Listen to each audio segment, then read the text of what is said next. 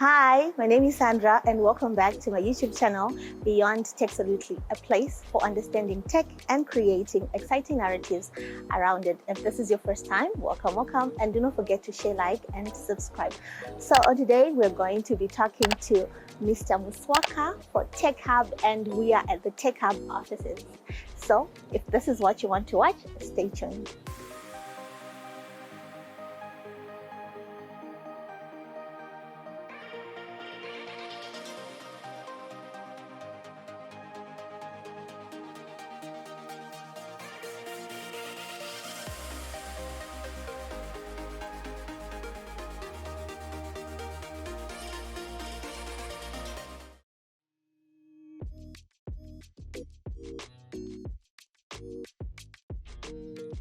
Okay, so I'm going to see Simba Mswaka from Tech Hub.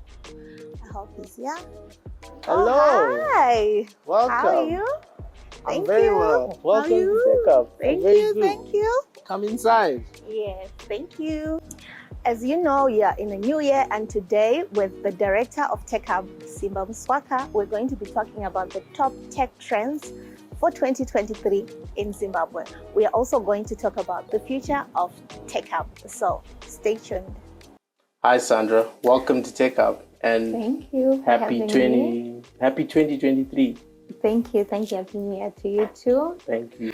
So today we are here. We want to talk about the top tech trends for 2023 in Zimbabwe. And what a better way to discuss this whilst we're having our local Cascade Baobab drink.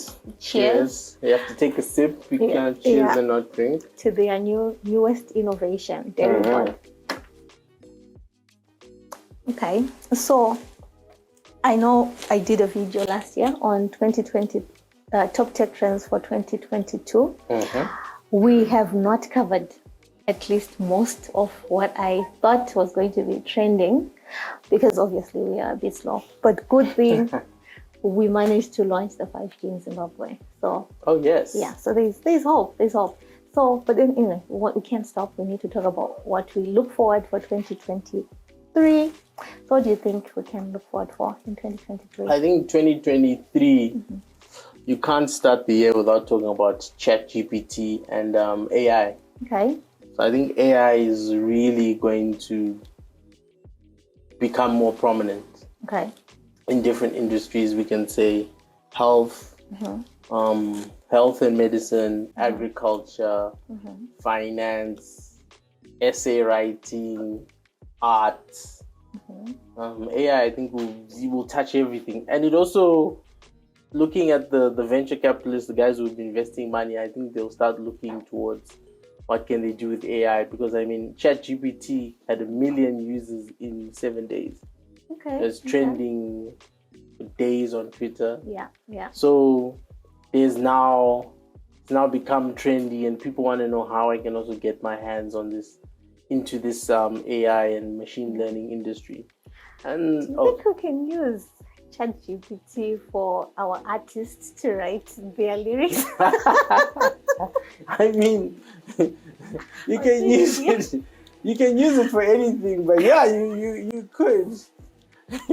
We need to do the lyrical content. I think it helps. But I mean, it collates all the information. So what you're trying to. So it can say better than what you're trying to say. So I think that could definitely work. But I mean, like I was telling someone, in school has a section of their business that now focuses on machine learning and AI to help them become more, to improve some of their processes and what they're doing. And I think those guys, that department also handles things like Inbox, because Inbox, they use technology for the apps and so forth. Definitely. So I think they've also noticed the need to do the AI, to move with the times, you know. Yeah, I think AI should also be put out into certain departments, like the therapy, the crime related, like councils. When you're trying to purchase land or property, you need to know, like, are there schools there? Are there roads? Are there power cars? Are there police? Are there murderers in the area? You know, like just information that people would get. Then also maybe ZIMSEC to have AI generated question, not to just it can manipulate data from question from last year to I don't know. Then people can have those AI driven questioning and revisions. Then also, there's a lot of use cases with AI, really. Yeah, I think we haven't even scratched the surface as a continent, nor as a country. Yeah. So obviously AI takes time because you have to find large data sets that make it feasible. Yeah. And generally the for it to be perfect is 98%, which is 2% failure. Yeah. So 2 out of 100 are wrong only. Yeah. Like if you're doing health and I'm doing x-rays and using AI, only 2 out of 100 can be wrong. Yeah. I can't be at 90%. 90% is, you need to be 98%. Yeah, but it then depends on large data sets. Yes. Which we don't have. We don't have integrated systems in Zimbabwe, especially with the citizenry. Is that what they call it? You're almost there, but I understand what you're saying. I understand. Yes, we don't have it. That's why I don't have to say the word. It's new to me. It's very new. I read it elsewhere. Just to add to that, when we speak about AI in health tech, one of the challenges is we don't record things digitally. So we find that everywhere in the hospitals, they'll be recording it on pen and paper. To then transfer that into digital is going to take time. Yeah. And then that makes the whole process very cumbersome. So it limits us in terms of being able to implement AI and machine learning simply because we don't record things digitally. Oh yeah. So there's issue about an e-prescription system that I was looking into last year, and the issue is they couldn't put it out because the current law, they don't recognize an electronic signature. Yeah. So your prescription then becomes invalid. Yes. But so then the doctor still needs to write. So maybe we also need to have laws that can work hand in hand with technology as well, so that all these things that you're trying to implement can actually work perfectly. Because you might have this system and then your prescription is nullified because it doesn't have a doctor's signature instead. And to add to that, I think I'd love to see a trend. I'd love to see would be big companies, having more CTOs, chief technology officers. They do have. Some they don't have, but if they do have a CTO, he'll be fixing computers. He won't be like the CTO, like, for example, if you look a big country, you have your CEO, CFO, and CTO are similar. Like on the C level. They're like a similar bracket because we know that most companies, their tech is the most important thing. If you say, okay, yes, they sell groceries, but all their tills run on tech. So if the tech is down, forget about anything else. You can't sell anything. Yeah, definitely. But the CTO will be just a guy who'll be saying how the computer's working as opposed to trying to bring it up to the next level. So that's why you find some of our adoption of technology is not at what it should be. Okay. Because you don't have CTOs who are placed at a higher level. Because you'll be saying, I want a new ERP, and they say, hey, Sandra, why are you just asking to spend money? And the finance guy's like, why? We don't need a new ERP. But isn't it because of brain drain? Maybe these people, because I know a lot of Zimbabweans probably in Silicon Valley, in South Africa, who are actually having that kind of position and doing well in other organizations. Isn't it because people are fleeing? Yeah, that can probably add to that. I also think the companies themselves don't look at it as tech being that important, but I think that also contributes quite a bit.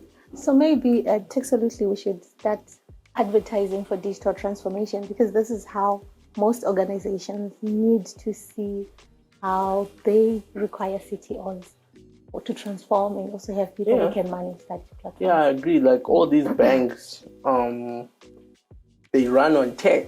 Yeah. So the CTO is like almost, because everyone engaged in the tech, but you find that they're doing things the same way. They should be doing simple digital things. Even I remember Capitec in South Africa. That's one of the ways they got a lot of customers. Was they made it very easy. So when you're depositing money, we know the system where I take that form and I write the name and yada yada. Then I go to the teller. Capitec, you just go there and you say the person's name and you write down there and you say the phone number and you give the person the money and deposit and you get a receipt. I wish you don't even need to even do that. You can do it on your mobile. It then generates a QR code. And then you just scan it at the teller. And all the details from the QR code. You don't have to write. Yeah. You don't have to write those. We'd love to see. But you also need a CTO who can push that vision, and then a CEO who says, "I'll back you." And that's very true. So that because it's not cheap. Yeah, it doesn't come cheap. Yeah, some of these new technologies, although we want to see them, they're not cheap. Definitely. So that's for the banking sector as well. We spoke about the CTO. I think it goes across. Yeah, I think it will go across all. So let's just say 2023, we need serial digital transformation. Yeah, high five. Yes. That's digital the transformation. Yes, you want digital transformation. Yes. If you're manufacturing, you should be putting some tech in there. I mean, Amazon, you see those warehouses where they've got those machines that move the packages and the robots that go around the factory. I mean, that's amazing. Everything is nicely put in its section. Companies where they do stock takes without people, where they just use RFID chips. I'd love to see. How ready are we though for such in Zimbabwe? For which one? Such digital transformation. We're not. But we can try. We can try. That's the thing. We're not. Try. I think some of the tech trends that we've done, like companies like Incubator have tried, but they've been a bit early. I remember I think it was around 2016 where there was cash started being a problem, 16, 17, and then they had those vendors who would sell newspapers and they gave them like almost like QR codes or NFC enabled things that people could tap. Yeah. So they were a bit ahead. But then they failed to get adoption to then make it into something that was feasible. And in the market. And also people don't buy newspapers that much. I know. Because news moves. Exactly. Regardless. So it was a good idea, but the people who buy newspapers who are like older are not technology savvy. They prefer reading the newspaper. Yeah, they do it for them. Paying is like, so you want me? They don't even know the iPhone 13 has NFC. Yeah, definitely. They use it to make calls and texts and WhatsApp. Definitely. Okay, so I think we can agree that on top tech trends, we need AI in most of our industries and then digital transformation in most of our companies. And literally everything will fall into that. Okay. In terms of remittance services, it also comes that's a big trend because it's a $1 billion industry in the country. So I think it will continue to grow. More companies will try and get into Zimbabwe and try and get a piece of the pie. As more people leave, it means more money will come back in. And the country, it's like a vicious cycle. The country gets worse, more people leave, and those people send money back. So it keeps remittances going. Probably other than the regulated charges, because most people now you can transact with anything depending on the charges, but no, maybe to just offer extra services that just makes your remittance service competitive than the other services in the market already. I think going forward you'll find maybe remittance companies will start giving things like loans. Okay, like going into the... Like, let's say I use Mukuru, and I've been using Mukuru consistently, and they've built a profile on me now, and every month I receive 100, for example, from the UK. And they'll offer me credit, say, okay, do you want an extra 50 or 70? And then every time you get money, they'll start taking off that So they'll advance okay. you money in that way, and then they'll make more money like that. Okay, yeah, maybe a learning system works, but yeah, it does. Because as more come, it's going to become more and more cutthroat.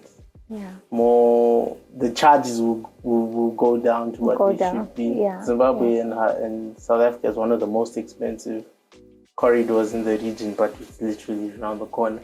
Yeah. So definitely. the charges will start coming down, and they have to find ways to differentiate and become more competitive.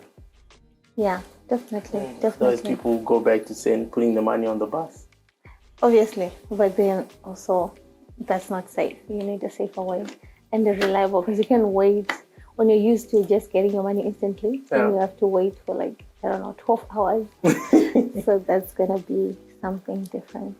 But in 2023, I'm also looking into things like maybe better processes, really, in terms of maybe banking, application, the certificate, like government services, like to just cut off those people who probably don't know anything, because sometimes you just get frustrated because someone says something, and it's just, I went to this council in Harare and I was trying to pay for bills, and they're just rules that just come. You can't pay for 10 people, for 10 places. You can't. I'm thinking, why? I'm here to pay bills. I'm giving you money. Yeah, and then they say because there are long queues, you can't do that. So you imagine. So it's just a lot of these issues that it just. These bottlenecks. Yeah, we can have different payment platforms that accept payment. You just don't have to stress about your rates, your proof of res. You can just have to just request it online and get it on your email, make a payment, or they can bill it on your next rate. Like, you don't have to be queuing for such things.